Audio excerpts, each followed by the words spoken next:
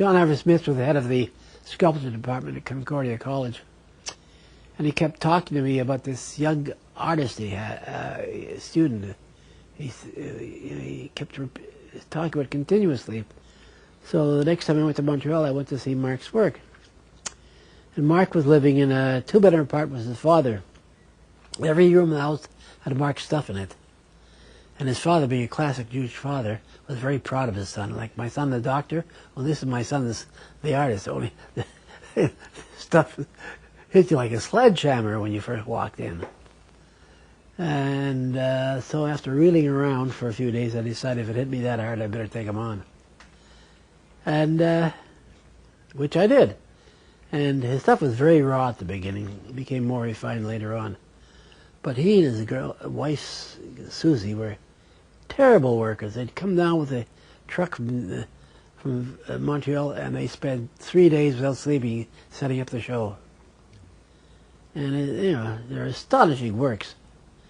The energy that went into them is astonishing.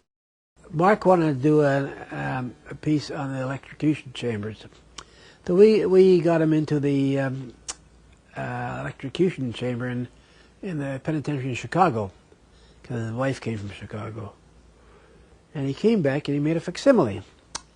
And it's to the room, the glass front. And at the side of the room, with a set of steps, you walked up the steps, you could look in at the guy, small window, beside it with one of these lighting switches. So the person involved was sitting in the chair, and he was strapped, and his head bound back with the thing on. And you walked up these set of steps, you looked in through the window, and you pulled the switch, and you're zzz, and the figure lurched forward. Well, at the time they were building 2 Bloor Street West, which is a 40-story building.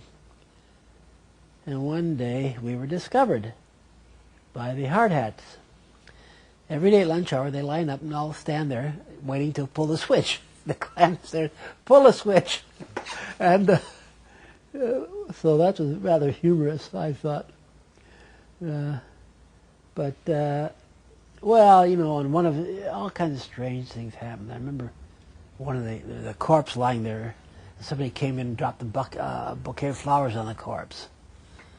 And one day, a whole family appeared wearing masks. You know, we were keyed up as it was because I was under criminal charges.